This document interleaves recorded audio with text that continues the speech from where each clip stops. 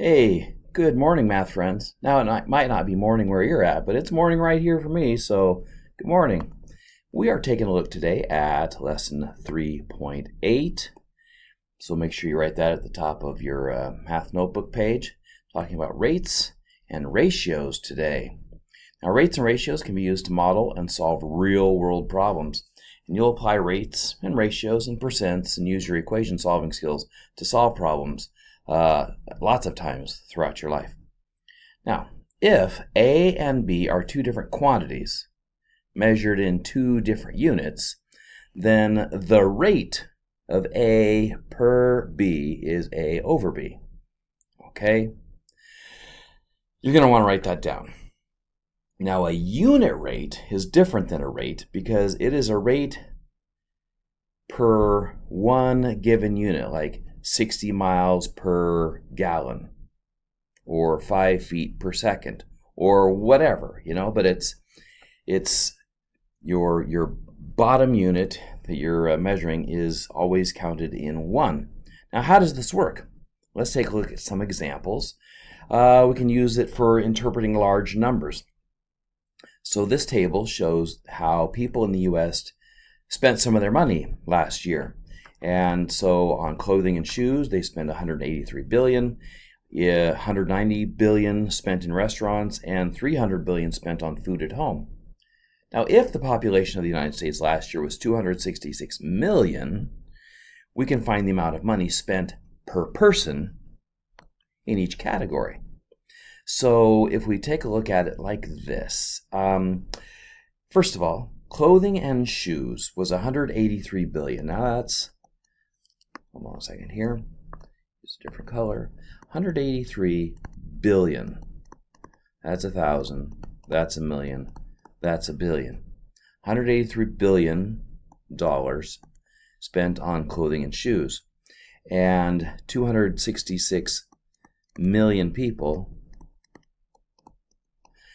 So that's the rate, but it's not a unit rate. It's not per person.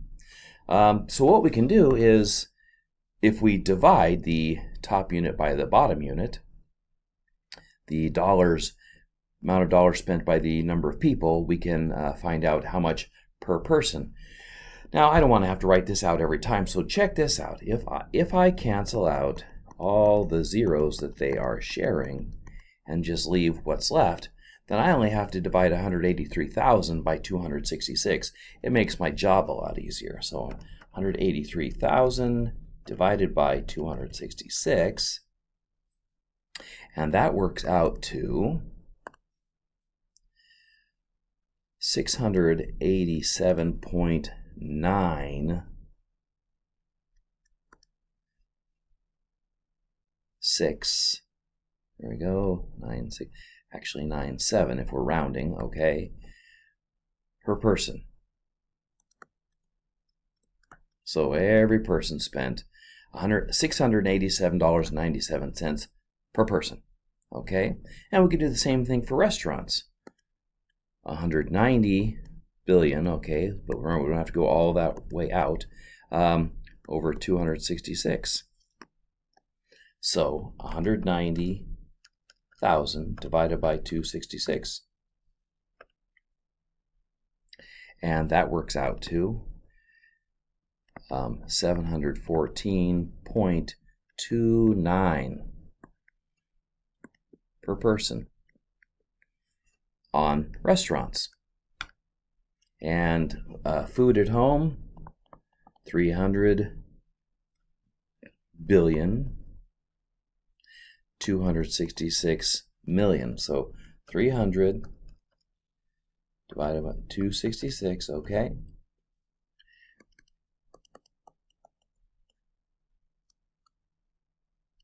So each person spent about $1,127.82 last year on food. And now these are all unit rates.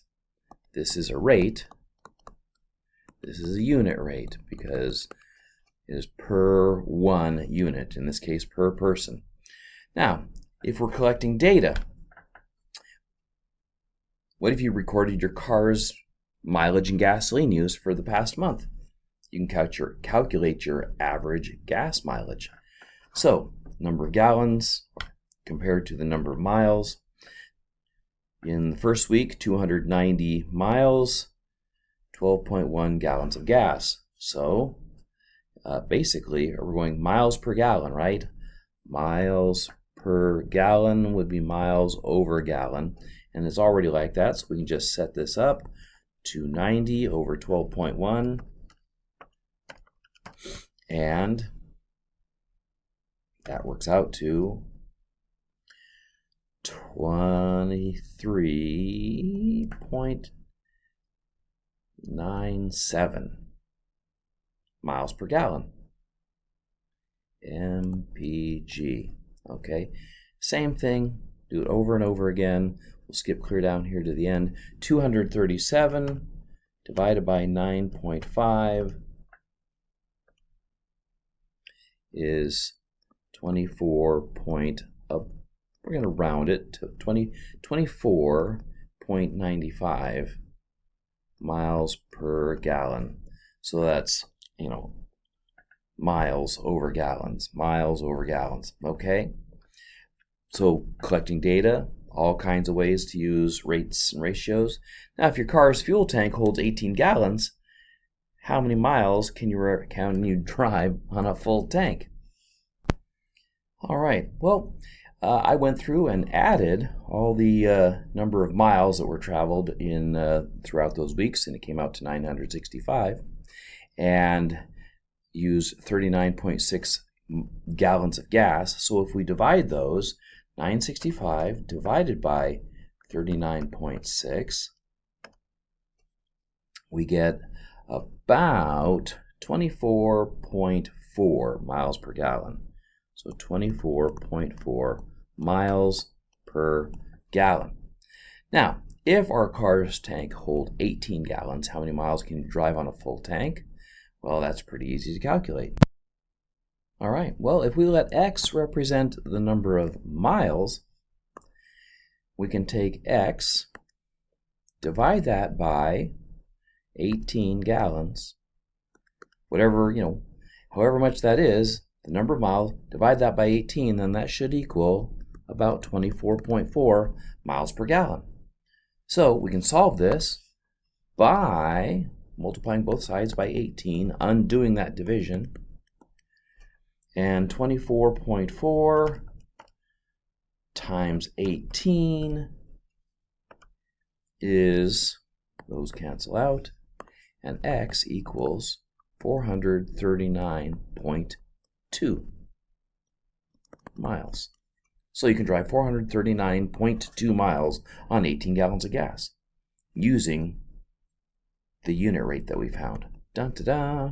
Okay, now, if you go on a trip to Mexico, you'll likely have to exchange US dollars for pesos, and the rate of currency exchange is 20.34 pesos per US dollar, or at least it was at one point. You have $180 to exchange. So, if you take the number of dollars you have, and you multiply that by the exchange rate of pesos per dollar, that'll equal the number of pesos that you have. So you have $180 to exchange.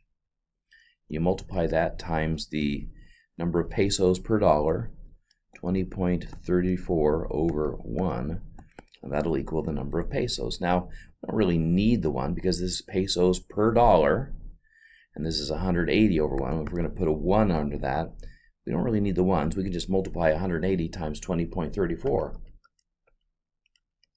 And that works out to be 3,661.2 pesos, which of course we will probably just round down. So 3,661 pesos. Unit analysis using unit rate. Now, we can use ratios to write an equation. Herman got a job doing quality control at a factory that makes light bulbs. He tests random samples of light bulbs to determine if there are problems in the manufacturing process. One day, Herman tests a sample of 50 bulbs. He found that 7 bulbs were defective. So in a shipment of 4,500 light bulbs is being delivered, how many of them would they expect to be defective? And so we can set up a ratio. We have the number of defective bulbs in the sample, which was 7. There were 50 bulbs in the sample. We are sending out 4,500 light bulbs, so how many would we expect to be defective? Because that's the question, right? How many of them should be defective? So this is a ratio, and we've got a nice little equation for that, and we can solve the equation to figure this out. Ready to go? All right. Now, because x is being divided by 4,500, we will undo that division by multiplying both sides by 4,500. Okay, well, it cancels out over here, so that leaves us with just x, and we multiply over here 4,500 times 7 over 1 times 50. So 4,500 times 7 is 31,500 over 50. We divide 31,500 by 50, and we get 630. X equals 630. So there would be 630 defective bulbs. Wow, that's a lot of defective light bulbs, but that's a lot of light bulbs being shipped out as well. Okay, well, so now that's what we can do with ratios and rates. We can set up proportions, we can solve equations, we can answer all sorts of amazing questions. Here is your practice for this assignment. Oh goodness, look at that. All right, you're going to want to print this one out, or you can go back and find this on the slide where you found this video and print that out, or you can copy it from there, or you can copy it from here. Whatever makes you happy. All right then, have a great day. Don't forget to be awesome. I'll see you next time.